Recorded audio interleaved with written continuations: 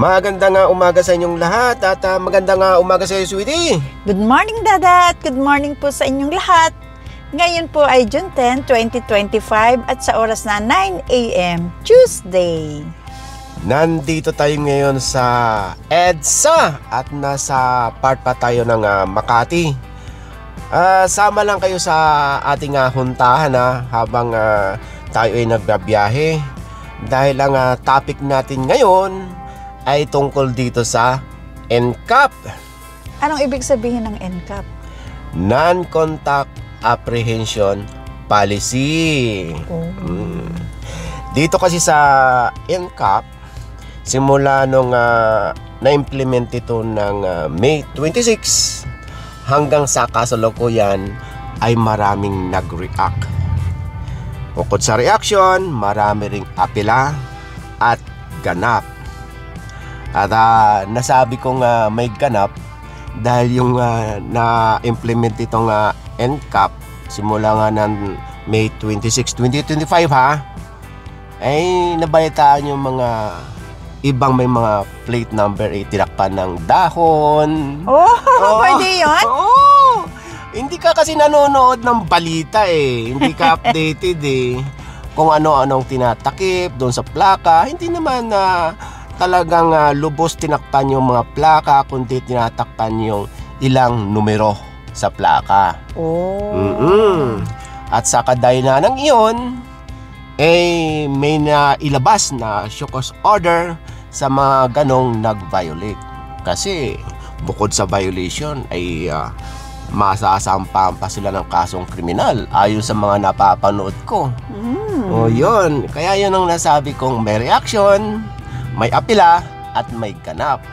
Itong NCAP na ito ay 24/7.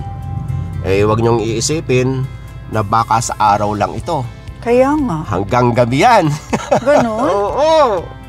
Simula noong May 26, 2025 hanggang pagpasok ng June, hanggang June 4, ayon sa napanood ko sa interview kay Chairman Artes,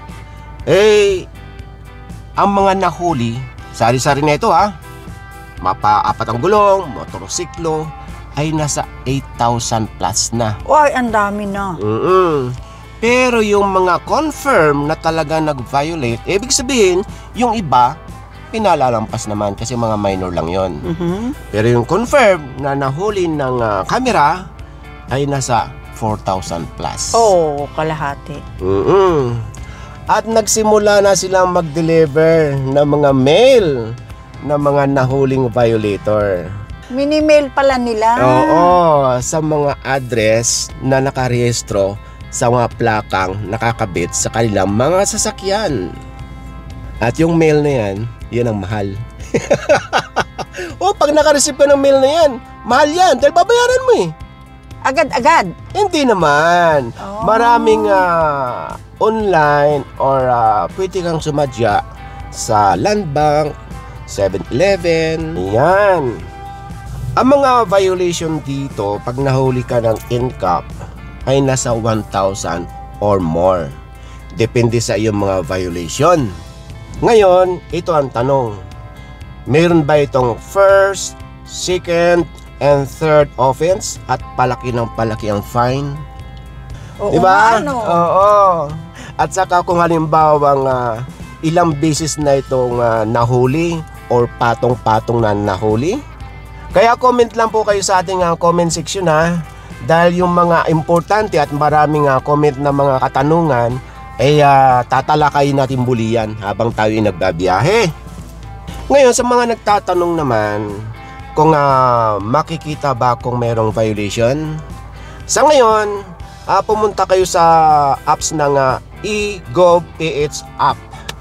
Pero mayroon daw gagawin ng ahensya ng MMDA na sariling apps nila. Ito yung May Huli Ka. Yun. Pero need pa daw nila ng malawakang proseso bago i-implement yan. Ano ang sakop ng NCAP violation, Da? Magandang tanong yan. Bukod dyan sa nakikita nyo sa screen, Malamang kasama na dito ang mga road markings. Marami yan, yung road markings. Oo. Yellow box. Naku, napaka-importante niyang yellow box na yan dahil makikita yan lagi sa intersection. Oo, wag niyong haharangan yan dahil pag naharangan niyo yan or nag-steps kayo dyan, magkokos na ng traffic yan at baka mabangga pa ang bawat sasakyan. Pedestrian crossing. Ay, importante talaga yan. Makikita din yan sa bawat kanto or sa kahabaan ng mga kalsada, lalo na may mga malalaking establishment, lalo na eskwelahan, simbahan, busy road. Huwag niyong haharangan yan. Kaya nga tinawag na pedestrian yan sa mga tao, tawidan ng mga tao. Tama. Double yellow line. Mahigpit din sila doon. Kitang-kita yun sa camera. Nasa taas yan eh. Katulad nakikita nyo sa drone. Habang nag-uuntahan tayo, mayroon tayo sa baba, mayroon din sa taas. Ayan. Kaya kitang-kita yan sa taas. Huwag nyong babaliwalan. Huwag nyong babaliwalain o huwag nyong papatungan ng inyong sasakyan. Dapat kitang-kita yan. Solid and broken line. Ayan yan. Dapat alam nyo kung paano kayo lilipat ng line. Kung solid line nga ba yan or broken line. Kitang-kita din kayo sa camera niyan. Lalo na pagka ang sasakyan nyo ay ahas sa kabaan ng EDSA. Paano yung number coding? Kasama yan. Bike lane. Kasama yan. Ayun ang importante. Kitang-kita yan. Kaya ginawa yung line na yan para lang sa mga bike. Swerving. Ayan. Importante rin ito. Dahil ito ay pagbigla kayong sumingit at lilipat kayo ng kalsada or line, lalo pagka ganyan may tunnel. Kasi ang pagkaalam ko niyan, 100 meters before yung sinabi kong tunnel or pasanga, magsisignal light na kayo para lumipat sa tamang linya. Para sa akin, maganda yung NCAP na yan.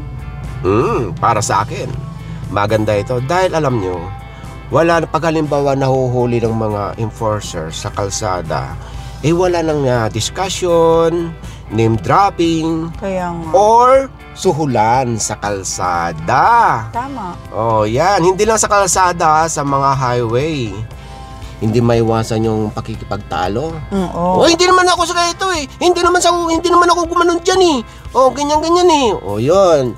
Kaya para sa akin maganda itong NCAP.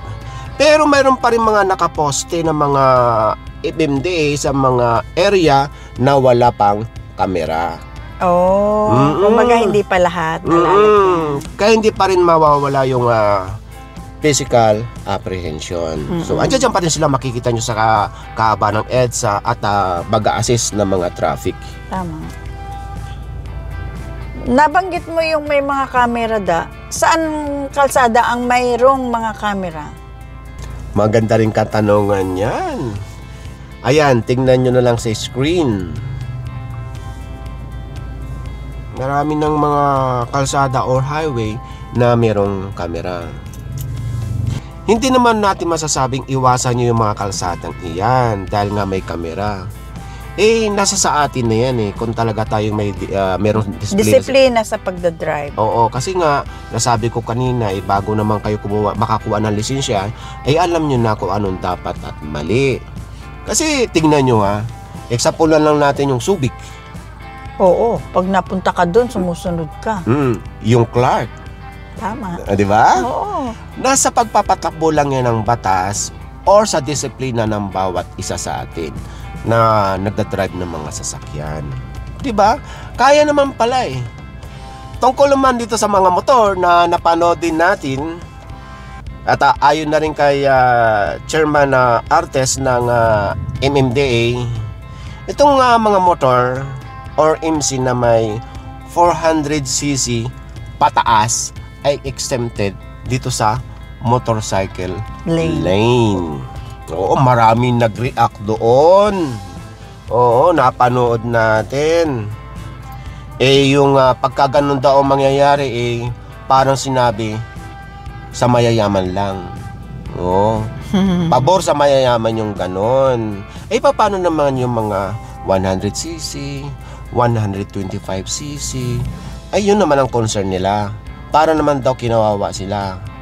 Ang sagot naman ni Chairman Artes, kung napanood ninyo, kasi yung 400cc pataas na motor ay malalaki yan. Totoo. Malalaki.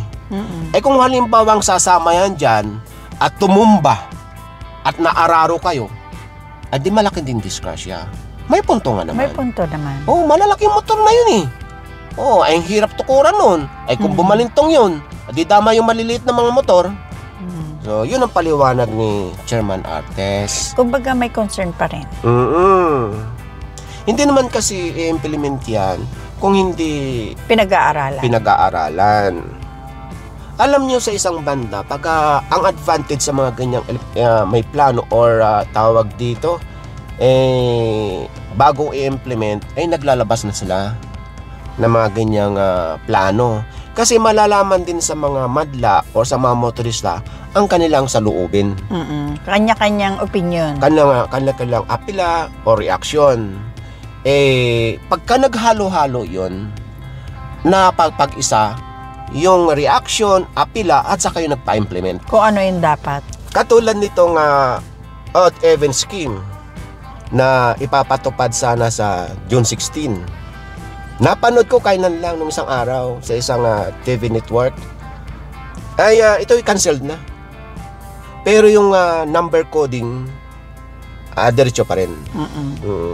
Kasi nga itong odd even scheme, maski ako, naalarma Ang daman, kung isa lang sasakyan mo, tapos 3 beses ka lang lalabas, parang... Oo, di, bibili pa ng isang sasakyan. Kahit dalawa. Ay lalong lulubo ang traffic. Tama. Lalo na may mga business, pwede bang hindi lumabas ng bahay yun? At meron pang gagawing EDSA rehabilitation, nagkalintik-lintik ka na. Kaya itong itong EDSA rehabilitation pinuspon na rin muna nagbaba ng order si PBBM. Okay. Na pagplanuhan muna ng gusto. Tama. Kasi nga naman itong EDSA, 50 years old na yun Baka hindi lang. Hindi. Sibak-sibak na yung mga sidewalk Pachi-pachi na kaya nga, kailangan talaga, lakihan na yan, lalo yung sidewalk. Yun. Para naman doon na talaga ang lakaran ng mga tao. Paano yan pag nahuli ang NCAP tapos lumipat na sila ng address? Yun din ang inaayos nila, yung kailang sistema.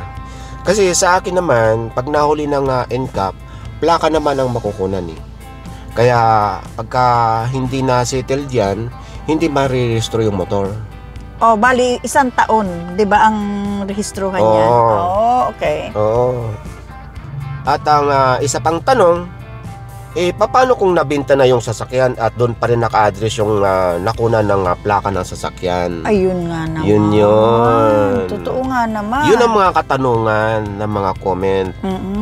Gaya nga ng sinabi ko, sa mga susunod na araw, linggo at buwan, yun na nga at pag-aaralan nila at gagawa sila ng sistema para masagot itong mga katanungan na ito.